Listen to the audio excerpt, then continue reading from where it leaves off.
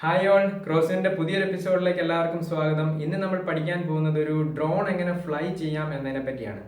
നമ്മളെല്ലാവരും പല സന്ദർഭങ്ങളിലും ഡ്രോൺ ഫ്ലൈ ചെയ്യുന്നത് കണ്ടിട്ടുണ്ട്. പക്ഷേ നമ്മളിൽ ചിലർക്കെങ്കിലും അതെങ്ങനെയാണ് ഫ്ലൈ ചെയ്യുന്നത്, അല്ലെ അത് എങ്ങനെ കൺട്രോൾ ചെയ്യണം എന്നതിനെ പറ്റി അറിയാനൊരു ആകാംക്ഷയുണ്ട്.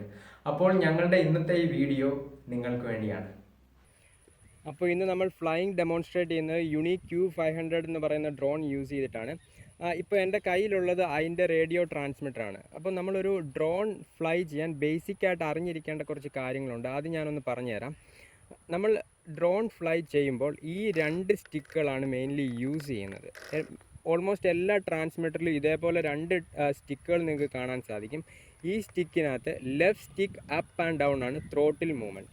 ത്രോട്ടിൽ അപ്പ് കൊടുക്കുമ്പോൾ നമ്മുടെ ഡ്രോൺ പതുക്കെ ഒരു ഹൈറ്റിലേക്ക് ഉയർന്ന് പോകും. അതേപോലെ തന്നെ നമുക്ക് ഹൈറ്റ് കുറച്ചുകൊണ്ട് വരണമെങ്കിൽ ഈ ഒരു സ്റ്റിക്ക് ഡൗൺ ആക്കി പ്രസ് ചെയ്യുക. അതേപോലെ ഡയറക്ഷൻ മൂവ്മെൻറ്റിന് വേണ്ടി ഈ സെയിം സ്റ്റിക്ക് ലെഫ്റ്റ് ആൻഡ് റൈറ്റിലേക്ക് മൂവ് ചെയ്യുക. ഡയറക്ഷൻ ലെഫ്റ്റിലേക്കും റൈറ്റിലേക്കും പോകുന്നത് കാണാം. ഇപ്പോൾ നമ്മളൊരു കാറ് സ്റ്റിയർ ചെയ്യുമ്പോൾ റൈറ്റിലേക്ക് സ്റ്റിയർ ചെയ്യുമ്പോൾ റൈറ്റിലോട്ട്, ലെഫ്റ്റിലോട്ട് സ്റ്റിയർ ചെയ്യുമ്പോൾ ലെഫ്റ്റിലോട്ട്, അതേ ഫങ്ഷനാണ് ഈ ഒരു സ്റ്റിക്ക് കൊണ്ട് നമുക്ക് കിട്ടുന്നത്. പിന്നെ ഈ റൈറ്റ് സൈഡിലെ ഇതാണ് ഫ്രണ്ടിലോട്ട് പോകാനും ബാക്കിലോട്ട് വരാനും ലെഫ്റ്റിലോട്ടും റൈറ്റിലോട്ടും പോകാനും യൂസ് ചെയ്യുന്നത്. ഈ ഒരു സ്റ്റിക്ക് യൂസ് ചെയ്തിട്ടാണ് ഈ 4 കൺട്രോൾസും നമുക്ക് കിട്ടുന്നത്. അപ്പോൾ ഇത്രയും കാര്യങ്ങളാണ് ബേസിക്കായിട്ട് നമ്മൾ അറിഞ്ഞിരിക്കേണ്ടത്. ഇനി കൂടുതൽ നന്നായി മനസ്സിലാക്കാൻ വേണ്ടി നമുക്കൊരു ഫ്ലൈയിങ് ഡെമോയിലേക്ക് പോകാം.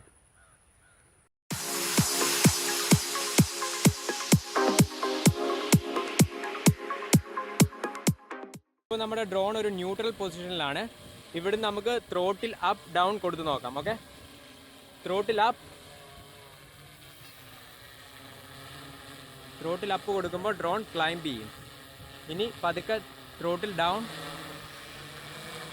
Back to neutral position.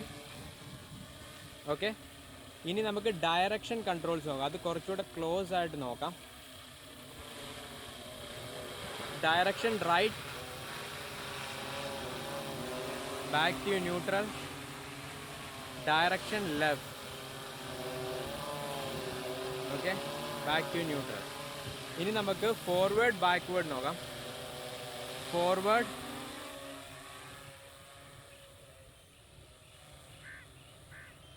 Backward.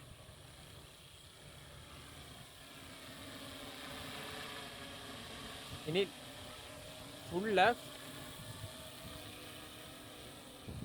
back to full right, back to neutral position.